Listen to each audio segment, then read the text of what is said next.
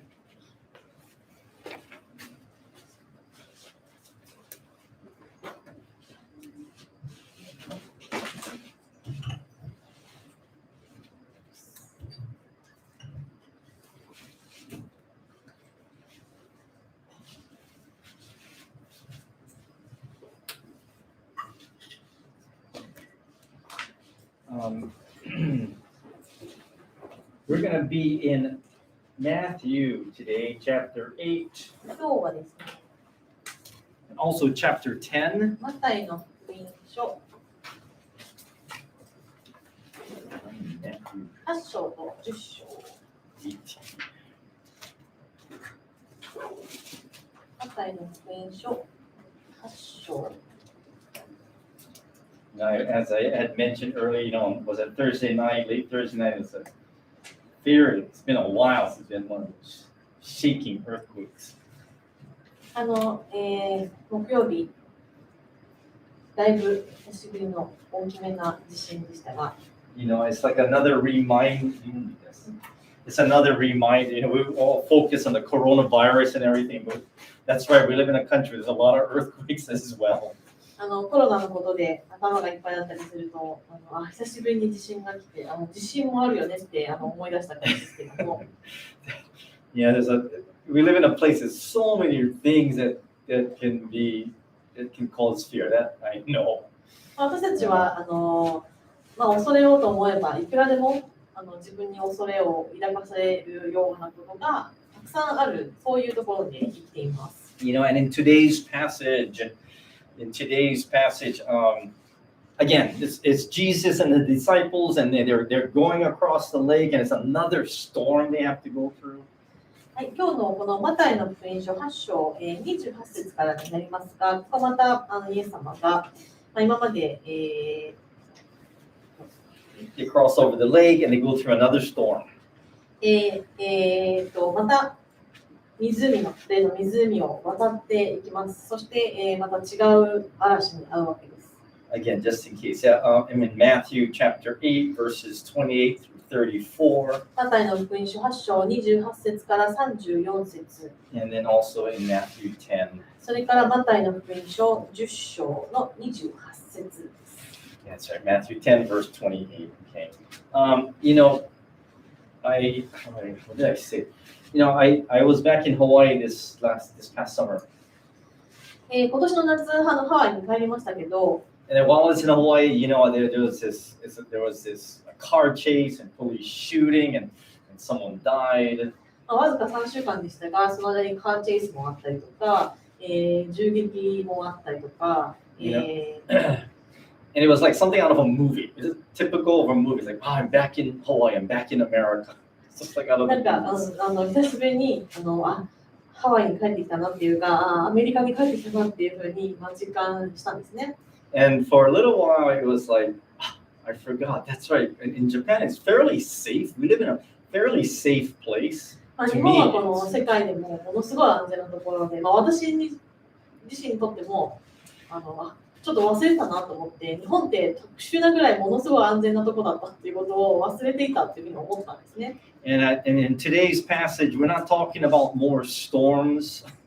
でも今日の箇所は、別にさらなる嵐っていうことについて話をしているのではなくて、But I want to talk about a different type of fear. It's like the fear that sometimes we have about with people. 前にもあったその湖でのその雨や風の嵐っていうのではなくて、私たちが恐れるのはそういうものだけではなく、人とか、状況とか、そういうものについての恐れについて話をしています。And while I was in Hawaii and then in today's passage, and I was reminded that even Jesus had times when he had to deal with dangerous people. Okay? ハワイにいる Just like 時 with も、 us as Christians.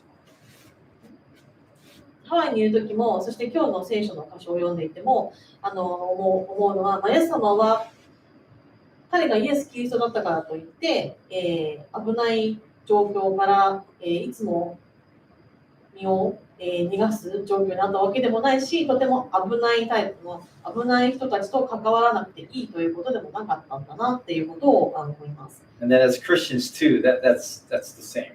私たちクリスチャンも同じであって、Yeah, we're not protected from dangers. 私たちが神様を信じるものだからといって、神様によって危ないものから守られ、一切危ないものと関わらないのかといったらそうではない。You know, we may not be completely insulated from harm, but on the other hand, we don't need to be intimidated by others either. 私たちは自分を傷つけるものから自分を隔離されている状態に自分の身を置くことはないけれど、しかしながらそういうさまざまなものに脅されるっていう状況にある必要はないというふうに言われています。And so in Matthew 28 and 29, it says, Jesus had taken his disciples to the other side of the lake, you know, into the country of the Gadarenes, where two men who were demon-possessed met him as they were coming out of the tomb. So they were coming out of the graveyard, and he's coming off the boat, and they started coming towards him. 8章の28節、イエスが向こう岸のガダラ人の地にお着きになると、悪霊に疲れた人が2人、墓場から出てきてイエスを迎えた。And they were so extremely violent that no one could pass by that way. I'm lost now. So He said that no one could pass by the way. But immediately these two men say to Jesus, what do you want with us, Son of God? They shouted to him and they ask the question, have you come here to torture us before the appointed time? 彼らはひどく凶暴で、誰もその道を通れないほどであった。すると見よ、彼らが叫んだ。神の子よ、私たちと何の関係があるのですか？何が欲しいのですか？まだその時ではないのに、もう私たちを苦しめに来たのですか？ Interesting thing in the New Testament.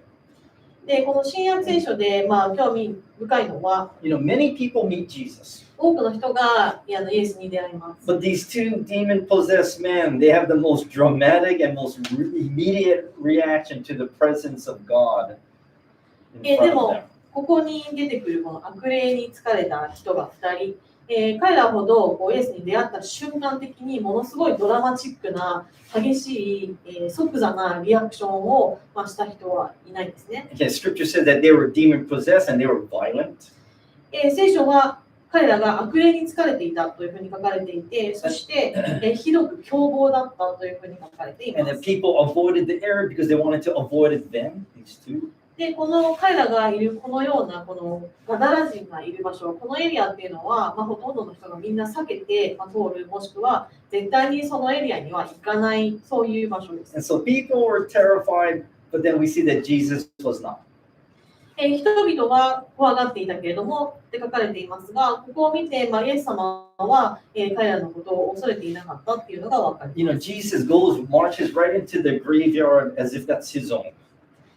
この墓場から彼らが出てきたんだけども、まるでイエス様はそこがもう自分のテリトリーであるかのような感じで堂々とその中を歩いていきます。And so these stunned demons, they're never expecting Jesus to show up on their foreign side of the Lake of Galilee. なので、この悪霊に取りつかれた悪魔たちは、ここでイエス様が急にやってくるっていうことは想像していなかった、予期していなかったので、驚いているわけです。It's not an area that the Jews go to. They're pagans and they're pigs. This area. この異教徒がいる場所、そして、ここに書いてあるように、豚が、いたって書いてあるので、そういうものがいる場所に、ユダヤからの人が、行くってことはまずない。So the Jews avoided the eastern shores of the Galilee. なので、このガリラヤ、この東側のこの、こっちのエリアっていうのは、普通、ユダヤの人間は行かないんですね。And that is where Jesus takes his disciples. でもそここそがイエス様が弟子たちを連れて行った場所だった。And it's interesting because the demons did not seem to need an introduction with Jesus. 面白いと思うのは、この悪霊が、イエス様から私は誰々ですって紹介されなくても、それが誰であるかをすぐに分かったということです。And so it's either they had met Jesus in the past at some time, but they knew who he was, and they had no interest in battling with him. で、これが以前にもイエスを見たことがあったことがあるのかわからないけど、彼らはここにイエスが神の子であるっていうことを、神であるっていうことをお即座に分かっているけれど、そして彼らはむしろこのイエスと戦おうっていう素振りが全く見えないということが分かります。Take a look at verse 29. It says there was no resistance to Jesus. And if you come here to torture us before the appointed time. 29節を読んで分かるように、ここでイエス様と対抗しようみたいなことが全くないっていうのが分かるんですね。そしてさらに、質問していて、まだその時が来ていないのに、もうここにあなたは来て私たちを苦しめるんですかっていうふうに言っています。And it's interesting because even the demons understood how it would end. They knew how it would end. 面白いのはここで悪霊でさえ結果どうなるかを知っていたっていうことが分かる、見て取れます。They knew what would ultimately happen to them. 最終的に自分たちには何が起きるかっていうことを知っていたんだなっていうのが分かります。But they were concerned that is something else going to happen to us before the appointed time. その時が来てないのにもう私たちに何か起こしてしまうんですかってイエス様に聞いている。And so when I see this, I realize that sometimes the demons they know better than us as Christians. They know how things end. なので、時々こう思うのは、私たちクリスチャンよりも、この、悪魔たちの方が結果どうなるかっていうのを、よく知っているんだっていうのがわかる。And so these demons who were scary and fearful are now they're pathetic and they're no longer intimidating when they meet Jesus. 人々からはものすごくこう怖がられている、恐れくれ悪魔が、もうここの段階では、なんかものすごくこう哀れな、イエス様に出会っても怯えているようなものになってしまっている。And so in verse 31, they appeal to Jesus. If you're going to drive us out, then send us into those pigs over there, the herd of pigs over there. なので31節にその悪霊たちがイエスに懇願、お願いをして、その豚の群れが飼われているその豚の中に、もし私たちを追い出そうとしているんだったら、あの豚の群れの中に送ってくださいってお願いをする。And so that's what Jesus does. そしてイエス様はそうしました。There's no shouting. 別にイエス様はここで叫ぶとかもしないし、There's no picking up the cross and doing anything 大 like きな十字架を this. 持ってきて、ガーってなんか十字 Holy 架を water or 投げ anything たり like と that. か、その聖水みたいなのを投げたりとかもしないし、Jesus uses one word. He just says, "Okay, go." He doesn't say, "Okay." He says, "Go." 行けと言われたというふうに書かれています。The Son of God, the Creator of the world, says one word, and the spirits already obey and move on.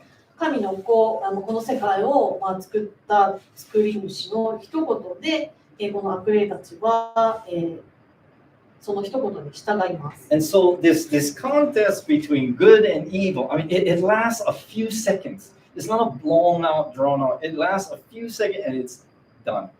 この良きものと邪悪なものの戦いっていうのは別にそう長々と戦い続けているのではなくて、本当に数秒で終わってしまった。In Luke chapter 4, Jesus enters his hometown and he goes into the synagogue and to speak. ルカの福音書4章にはイエス様が宮で語っているシーンがあります。And Jesus, as he speaks to them, the people in the synagogue become furious. で、そのイエス様がその街道で宮で話しているのを聞いて、そこにいた人たちがすごいみんな怒り出したんですね。And they get to the point where they said that they drive him out of town, and their plan is to take him to the nearby cliffs of Nazareth, and then to push him off the cliff. で、あまりにも怒っちゃって、彼らはイエスを町の外に追い出して、町が立っていた丘の崖の縁までイエスを連れて行って、そこから突き落としてしまおうとしたというふうにルカは書いています。Luke does not say that Jesus fights with this angry crowd, but he simply turns around, walks to the crowd, and goes away. で、そこでルカはイエス様は彼らと戦ったとは書いていなくて、ただ彼らの真ん中を通り抜けて去っていったというふうに書いています。And so one thing we start to see about Jesus is that he's not intimidated by an angry crowd. He's not intimidated by two tough demon-possessed men coming out of the grave. イエス様はその墓場から出てきた、そして悪霊に取りつかれた2人に出会っても、そしてここでものすごい自分に対して怒っている群衆が自分を崖から突き落とそうとしていた時も、そういう彼らからの強い威嚇に対して怯えるっていうことは一切ないっていうのが分かります。The crowds are threatening him with death, and he refuses to be their victim. 死に追いやろうとするような怒りの力でさえも、イエス様はビクビクすることはなかった。And as a believer in Christ, we too have to make this choice not to be victimized by others. 私たちもキリストにあってキリストを信じるものであるクリスチャンは、私たちも選ばなければいけない。それは何を選ばなければいけないかっていうと、自分以外のさまざまなものの脅威に対して威嚇されない、そのことに対して怯えないっていうビクビクしないっていうことを自分で選び取る必要があります。So we can choose not to be victimized by others because we don't have to be victimized. Maybe you already said that. それは私たちがそもそも自分がおじけづく、脅かされる、脅かされるに値するものではないものに対して私たちはビクビク震えて恐れる必要はないということです。And this even applies to other errors, whether I don't need to be a victim of worrying about how I perceive others to look at me. でそれはその自分を脅かすものっていうのは、いろんなことが考えられます。いくらたくさんあると思うんですけれども、例えば、人の目を気にするみたいな、他人が誰かが自分をどう思うかっていうことに対してこうビクビクするとか、I don't need to be a victim of losing or of failing something.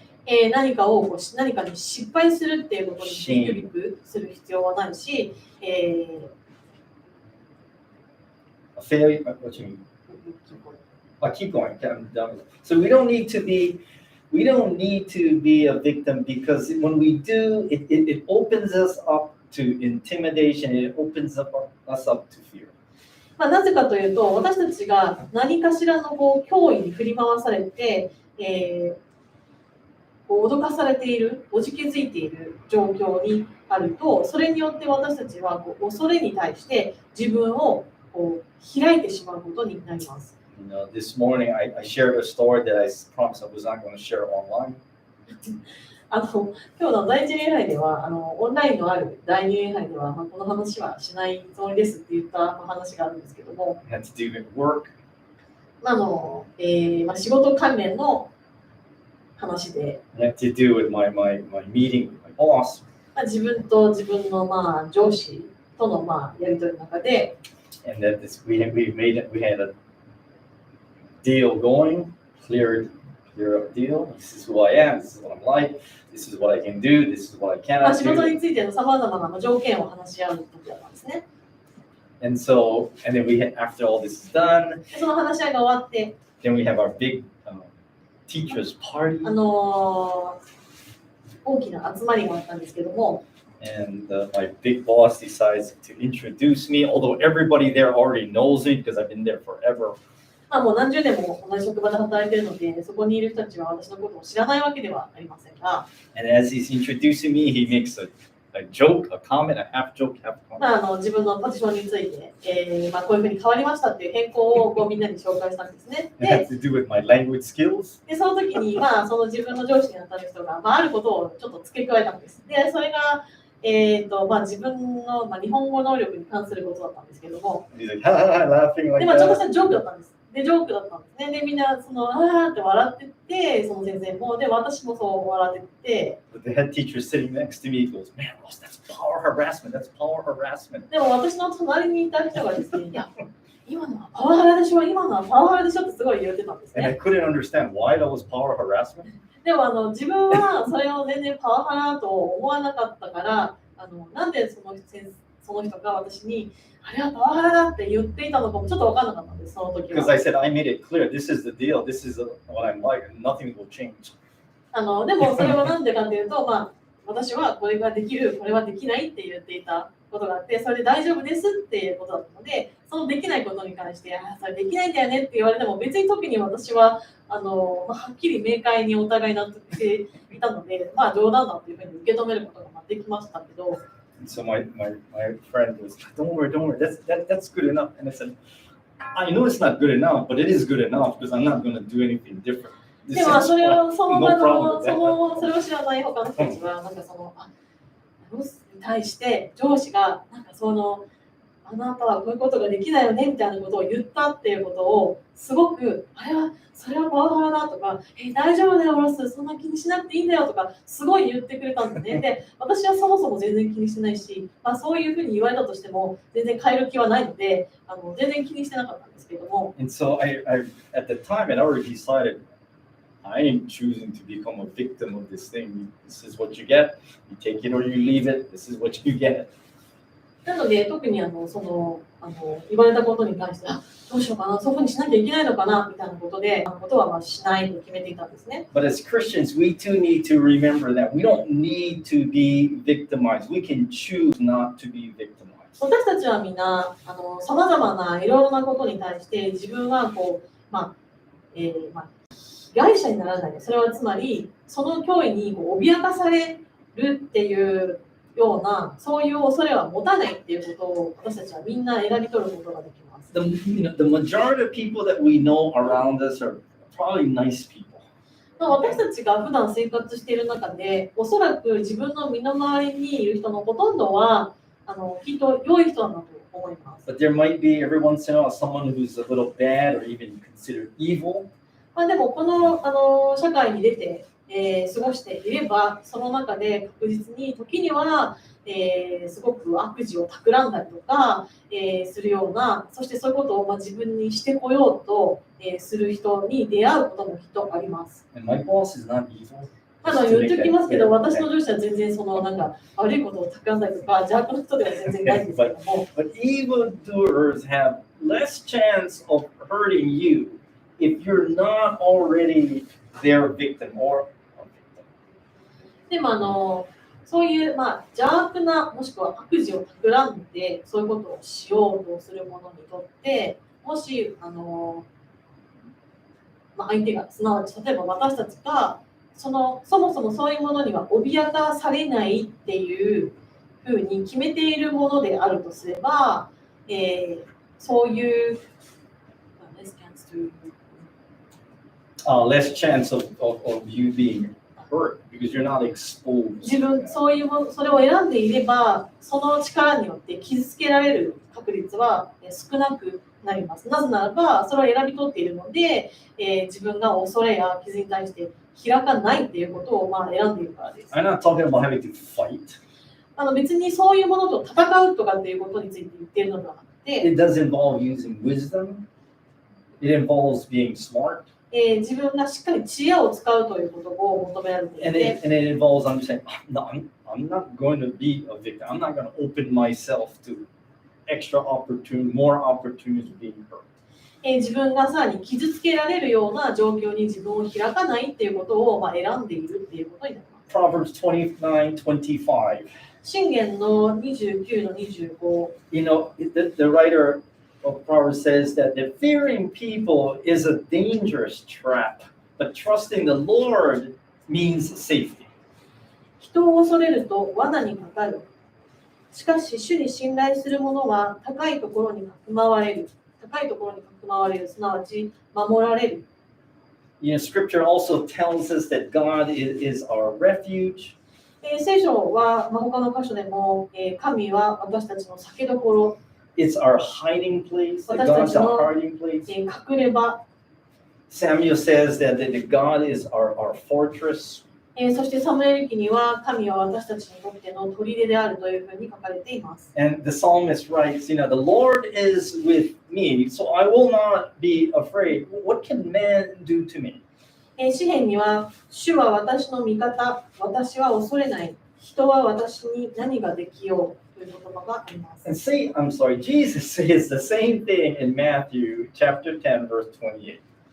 マタイの福音書10章28でイエス様は同じことを言っています。You know, he says really clear, he says, do not fear those who kill the body, but cannot kill the soul. It's a really strong challenge, a really strong statement. 体を殺しても魂を殺せない者たちを恐れてはいけません。この言葉はとても強い言葉で、そして私たちにとってはチャレンジでもある言葉になります。He's like, you don't be worrying about, don't be intimidated or so worried or fearful of people who can only hit the body, damage the body, but cannot break the soul. 私たちの体を殺すことができても、魂を殺すことができないようなものに対して、私たちは恐れを抱いて怖がってはいけないというふうに教えている。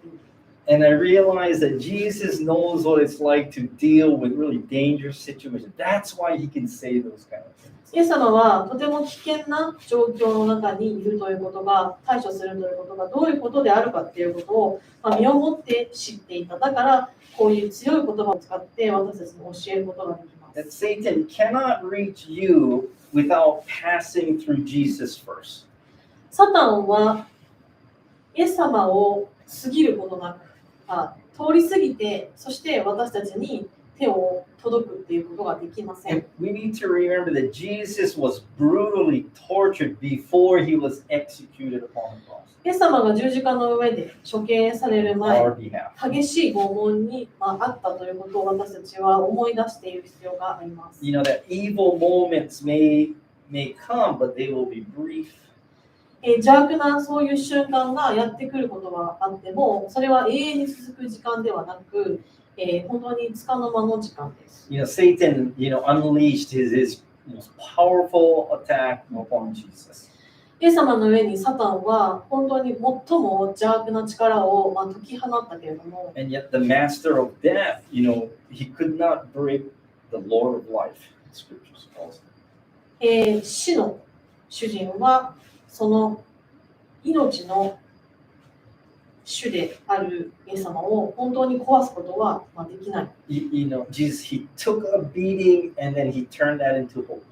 イエス様はその激しい拷問と痛みに耐えて、そしてそれを受けてなお希望へと変えたというのが私たちが信じていることです。During this past week, on the news every few days there's announcements of the Nobel Prize winners. 今週ニュースを見ていると、ノーベル賞の受賞者が次々といろんな部門で発表されていたのを知っている人もいると思うんですけれども。And when I was first coming to Japan, my pastor was like, "I read this book, and read this book, study this, and tons of books." 最初私が日本にミッションで来た時に、自分の上司がたくさんこの本を読みなさい、あの本を読みなさいって言って、すごい大量の本を渡されたのを覚えてるんですけども。And one of the books I had to read was this book called Loving God by Chuck Colson.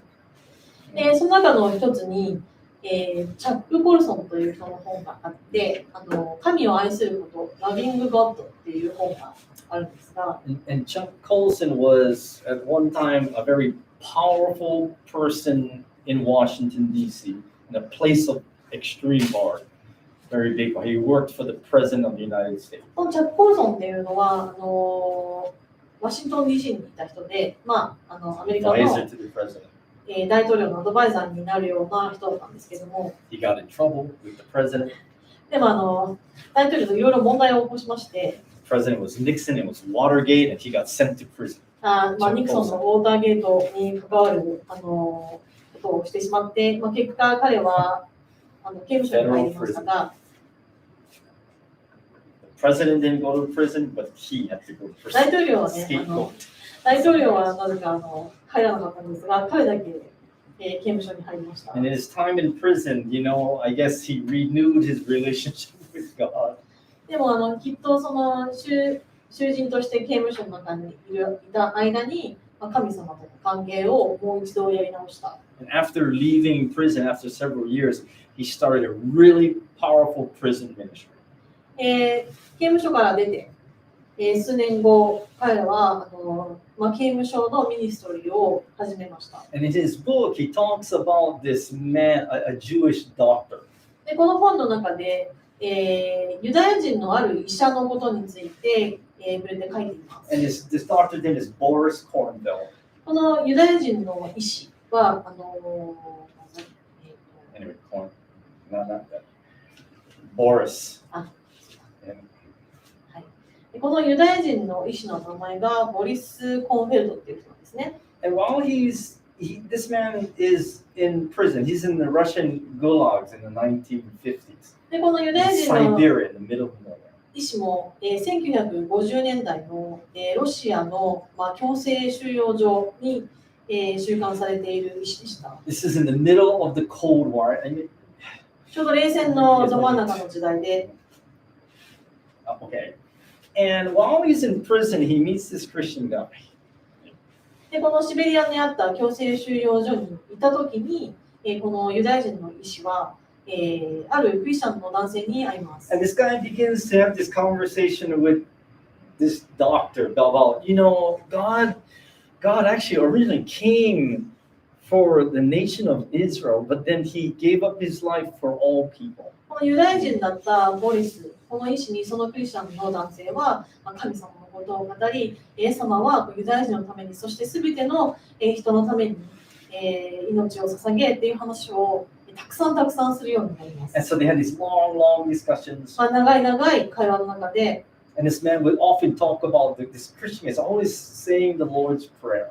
さまざまな話があって、そしてこの、ボリス・コンフェルドという人は、そのクリスチャンの男性は、いつもこう主の祈りを暗唱をしていた。そしてそれを何度も何度も聞いたことがあるというふうに書いてい And て、 this Jewish doctor slowly began to see this connection between God and his heritage.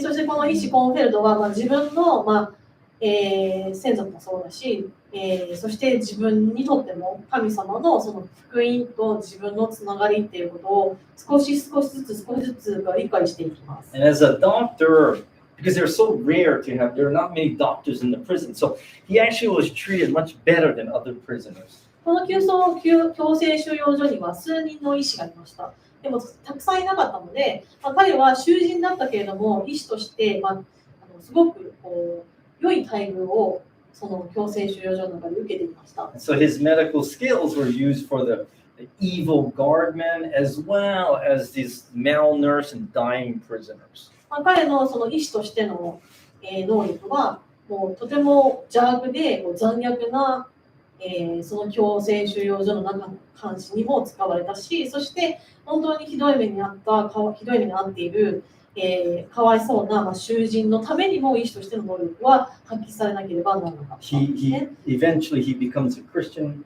やがて彼はクリスチャンになって、His faith really begins to grow and get stronger and stronger.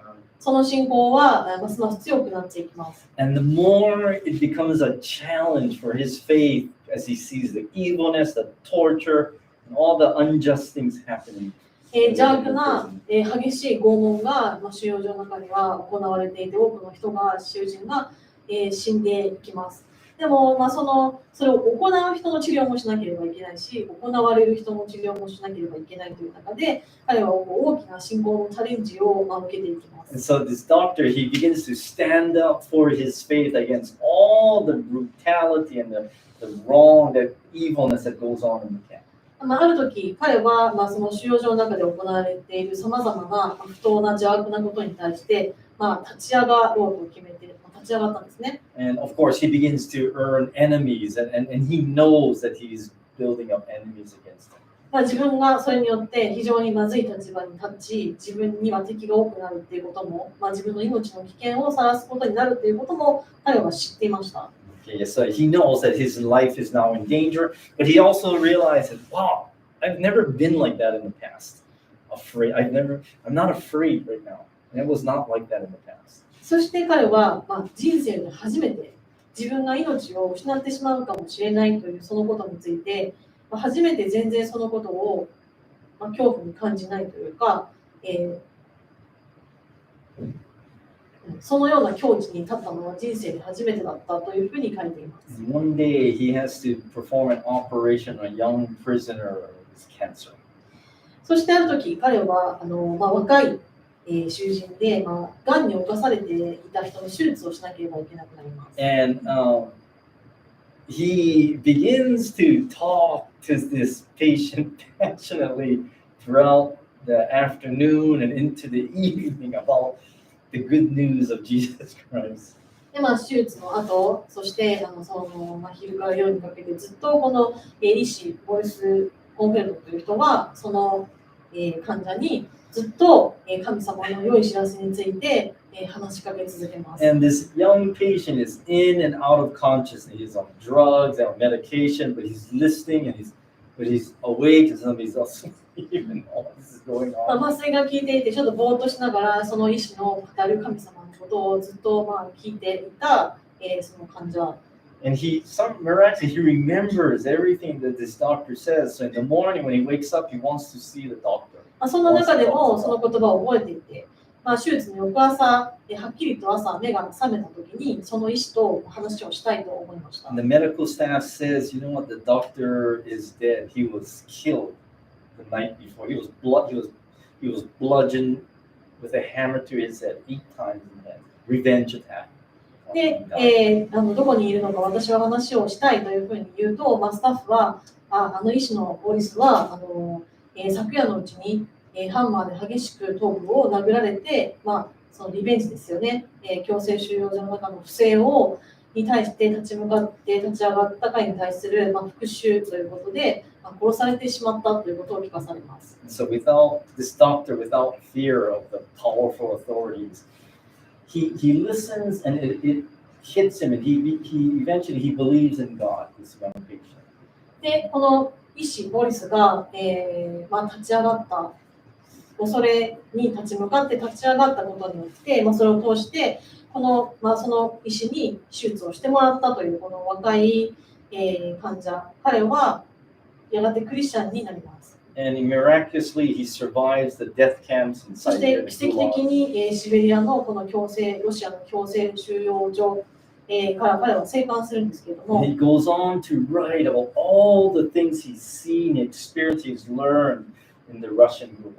そしてその強制収容所の中で行われていた激しい暴力とか拷問について、自分が目撃したすべてのことについて彼は記録を書いて書き残し始めます。And through his writings, the world begins to see all that was going on behind the Iron Curtain. で、その彼が書いているものによってこの世界はこの鉄のカーテンと言われた冷戦時代の鉄のカーテンの裏で一体どのようなことが実際行われていたのかっていうことを世界が知るようになります。 His name was Albert, I can't pronounce his name, Albert Solzhenitsyn. アレクサンダー。で、この、彼の名前はアレクサンダー・ソルジェニーツィンっていうんで And すけども、 he becomes a Nobel laureate in literature. 彼は1970年、ノーベル文学賞を取ります。 Some historians say it's his writing that also helped to bring down Eastern communism. Ending of the Cold War. 学者の数人はこの彼が書いたこの本によって、東のその共産主義が、壊れていったきっかけになったんだというふうに言う人もいます。 And Alexander goes on to say that no matter how powerful communism was, with its missiles and its tanks and its spreading around the world, it would be doomed when meeting up with Christianity. このアレクサンダー・ソルジェニーツィンという人は、後にこんな言葉を残しています。恐ろしい共産主義が、戦車やロケットで武装し、どんな地球という惑星を止めることに成功したとしても、キリストへの信仰、キリスト教を制圧することは絶対にできないという言葉を残していきます。And so if it was not for this doctor who chose not to be a victim of very powerful form of communism, this young man, Alexander, would not have become a Christian. この医師、ユダヤ人の医師が、自分の置かれている立場で、強制収容所における自分の命が奪われるかもしれないという、そういう恐怖に対して本当にただただ脅威を感じておじけづいてビクビクするのではなく、それに対してしっかりと立ち上がることがもしなければ、このアレクサンダー・ソルジェニーツィンという人は本を書くこともなければ、イエス様に出会うこともなかったわけです。Alexander would often say that one word of truth outweighs the whole world. このアレクサンダーという人は、真実の一語が世界のすべてに勝るという言葉を残していて、これは結構多くのことわざに引用されているんですけ And ど so も、 what was meant for evil, God ended up turning into something good. 人は神に悪を計るが、神はそれを良いことのための計らいとしてくれたという聖書の箇所の通りです。And this is a really powerful story, but we're in our small little world. これはとても大きな、すごく壮大な力強い話ですけれども、私たちが暮らしている私たちの中の世界も、But we're still called in our world to understand, I can choose not to be a victim. I can 私た choose ち not は to be a victim. 何かの自分より自分に対して大きな恐れの気持ちを抱かせうるような、ものや人や状況に対してビクビクと被害者になるようなことを、私たちは選び取る必要はない。そうならないということを選ぶことができます。I can choose not to be intimidated. 私はそのことについて、それによって脅かされないということを選び取ることができます。And oftentimes that's all that is needed. That's all that is そして多くの場合、それ There's こそ no が fighting involved. 私たちがするべき必要なことであって、何かに対して戦いを挑んで相手を任すという、そういうことではなくて、私たちがそれを選び取るっていうことが私たちがやるべき、必要なことであることが多い。Let's close in prayer. では祈ります。Lord, again, we thank you today for your strong words. 天の神様、あなたの強い言葉を感謝します。You tell us not to fear those who can only damage or kill the body, but cannot kill the soul. 私たちの体を殺すことができても、私たちの魂を殺すことができない。そんなものを恐れてはいけないとあなたは教えています。It's not easy. It's a tough challenge. それは簡単なことではありません。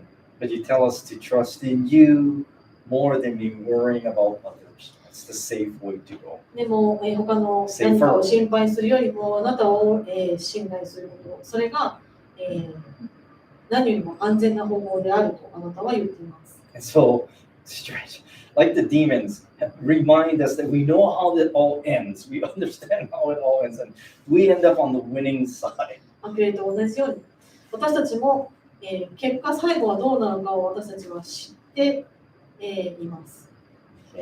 And so this week, Lord God, we ask that you continue to revise in our classrooms, in our offices, wherever we may be, that you are in control. We can trust you with that. 今週私たちがいる場所、学校であったり、教室であったり、職場であったり、家の中であったり、どこであってもあなたが全てのことを、全てはあなたの御手の上にあるということを私たちが信頼することができるように、思い出すことができるように助けてください。In your holy name, we bless these things. 全てのことをイエス様あなたの聖なる皆によって祈ります。Amen. Hi, we're done. Thank you.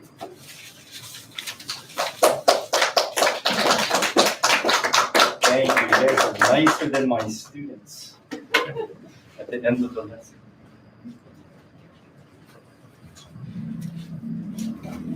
Well, okay. Okay.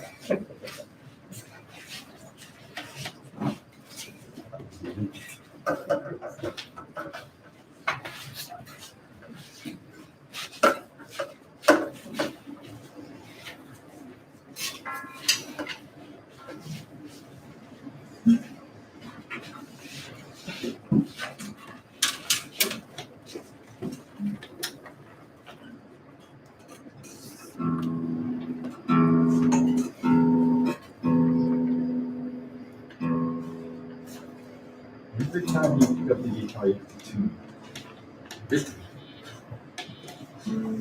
It goes off. Yeah.